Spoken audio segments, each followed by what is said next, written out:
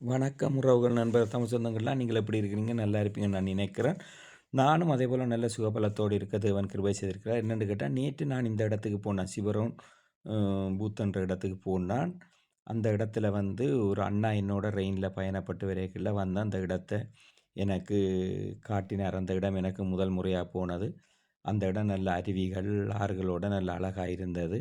அந்த இடத்துல வந்து நான் சின்ன ஒரு பதிவுண்டு வன்னிமலத்துள்ள ஜிடிப்புக்காக எடுத்தினான். இப்போ இந்த நல்ல அண்ணாக்கள் எல்லாம் வந்து என்னோட கதைச்சி அந்த இடத்துல கொஞ்சம் கடைகள் எல்லாம் நல்ல தமிழ் கடைகள் எல்லாம் அந்த இடத்துல இருக்குது. அதெல்லாம் நான் பார்த்து கொண்டு அப்படியே நேற்று பின்னேரம் நான் திரும்பி இந்த இடத்துக்கு வந்துட்டேன்.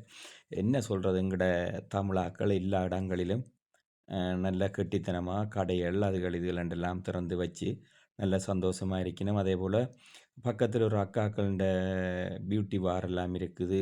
மற்றது அன்னையாக்கள சலூன் எல்லாம் பக்கத்தில் இருக்குது. இதுக்குள்ள இந்த பதிவுக்குள்ளே வராது, அது அடுத்த பதிவுக்குள்ளே வரும். 2 பிரிவாக எடுத்திருக்கேன், அடுத்த பதிவுக்குள்ளே வரும்.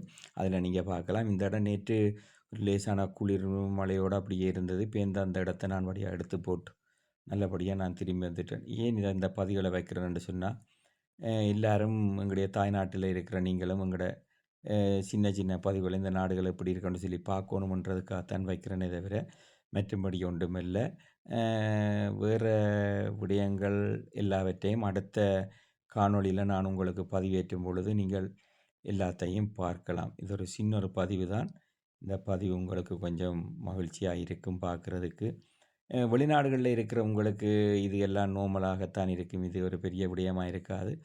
அதே போல் எங்களுடைய அண்ணன் தம்பி, அக்கா தங்கை, அம்மா அப்பான்னு சொல்லி கிணறு ஊரில் இருக்கிறவர்கள் பார்க்கும் பொழுது அழகாக இருக்குது. இப்போ ஊரில் உள்ள ஜிடிபர் எல்லாம் வந்து எல்லா இடங்களையும் காட்டுவது போல தான். ஆனால் நாங்கள் என்ன மினக்கிட முடியாது, எங்களுக்கு இங்கே வேலைகள் இருக்குது.